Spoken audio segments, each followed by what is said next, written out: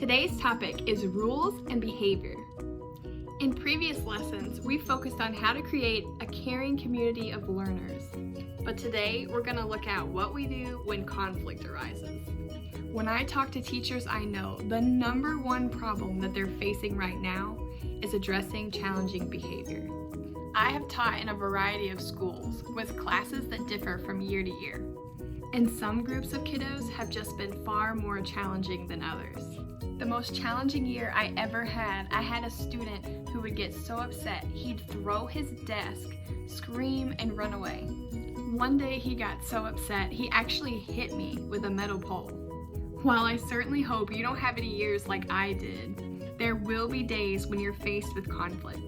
So today, we're going to look at some strategies to help you through it. One way to do this is to set effective rules. When we set rules, it's important for us to model appropriate behavior. Young children are mimics. Monkey see, monkey do. If you are kind and treating them with respect, they're likely to respond in the same way. It's also so important to acknowledge children when they're doing something positive. So much of the time, they're only getting attention when they're getting in trouble. Willa, stop hitting your brother!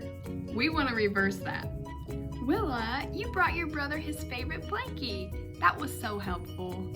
Give young children opportunities to achieve success.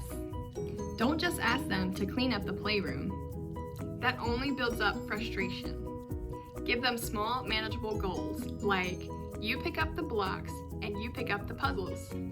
By mastering these tasks, children become excited about helping out in the classroom. Establish rituals and routines with them so they can learn how to regulate their own behavior. When children know what's expected of them, they're more likely to respond in a positive way. You can even incorporate music to help them transition.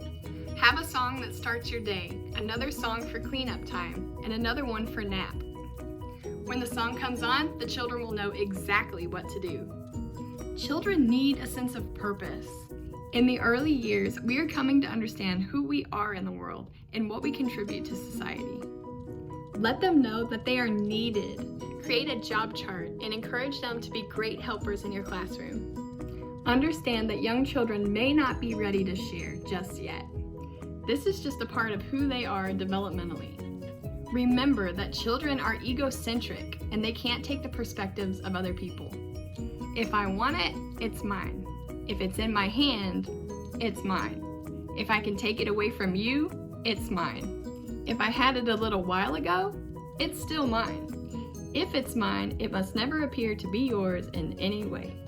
If we are building something together, all of the pieces are mine. If I think it's mine, it's mine. If it even just looks like mine, it's mine. If I give it to you and then change my mind, it's mine. And once it's mine, it will never belong to anyone else, no matter what. Unless it's broken, then you can have it. Sound familiar? These are the rules of a toddler.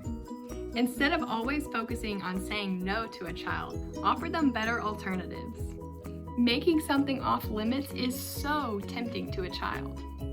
If you have a child in your classroom who's always drawing on the walls, instead of saying no, tape a piece of butcher paper on the wall and let them go to town. All the tops of our tables in our home are covered with chalk paint.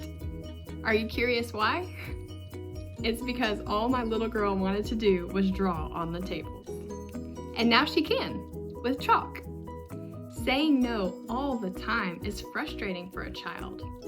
So reserve that special word for situations that really need it. Keep an eye out for behavioral patterns and look for the circumstances that trigger an event. Keep a journal on your children and document their behaviors, both good and bad.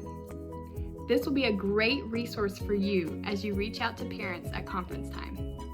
Make sure your rules are clear and simple. Once children have mastered them, you can always build on them, but starting off too complex can be overwhelming. Make sure your rules are focused on the positive behavior rather than the negative. For example, we walk in the hallways instead of no running. This makes it easier for young children to understand what you're asking them to do. Invite your preschoolers to help you establish the rules. They can even help you determine what the consequence will be if rules are broken. But why? Because I said so! Take the time to explain the why behind the rules. Help them to start to understand the connection between cause and effect. Make sure that your rules are displayed in your classroom in all the languages that your children speak. And illustrate your rules with pictures. Give young children the opportunity to practice following the rules. That way, when the time comes to actually walk down the hall quietly, they know exactly what to do. No matter how effective you've been with designing and carefully implementing your classroom rules, there will always be kiddos who break them. So what happens then? There are 3 types of consequences: natural, logical, and punitive. Natural consequences come about naturally. They're a direct result from the behavior. For example, a child refuses to put on her gloves when it's time to go out and play in the snow.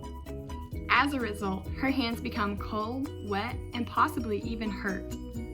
That is a natural consequence. Logical consequences are designed so that they connect with the behavior logically. They make sense to the child, and they're directly related to the situation that just happened. For example, a child is pouring milk and it spills all over the table and onto the floor. She is asked by her teacher to grab a paper towel and wipe up the mess. This is a logical consequence. Punitive consequences leave the child frustrated and possibly even embarrassed. They are mostly non-effective and they're completely unrelated to what just happened. And they do not give children the opportunity to learn from their mistakes. For example, a child is in the art center and spills paint all over the floor. Her teacher calls her out and as a consequence makes her leave the art center for the rest of the day. Time out, using harsh words, and shaming a child are all examples of punitive consequences. When children are in trouble, they often switch from their thinking brain to their feeling brain. In this state, emotions override reason. They jump to survival. We refer to this as fight or flight mode. They'll hit, they'll lie, they'll deny what they've done, and if that doesn't work, they'll run away. You can't reason with a child when they are in this state of mind. You can't ask them to use their words. They are operating out of their brainstem, the most primitive state of mind. We call this the reptilian brain. And at this point, you would have better luck trying to engage a reptile in a conversation. At this point, we're not looking to solve the problem. We're just looking for a way to get them out of their feeling brain and back into their thinking brain. Think about the way that you handle an upset child. Say there's a child in your care that's upset because mom is leaving. She's screaming and crying, asking for mom and demanding to go home. Do you avoid or negate? You're being silly. Be a big girl. Do you psychoanalyze? You're okay. You don't want to be with mommy anyway. We're way more fun. Do you avoid or distract? Hey, look at this new train set. Come over here and play with me. Or do you acknowledge their feelings? I know that you are so upset right now. It's so hard when mommy leaves. As a teacher, it's up to you to respond rather than react. Take the time to calm down, process, and then respond to the child in an appropriate way. Addressing challenging behaviors in your classroom is not easy, but with some practice, you'll come to understand it, and it'll be second nature to you. We're all in this together. Just keep swimming.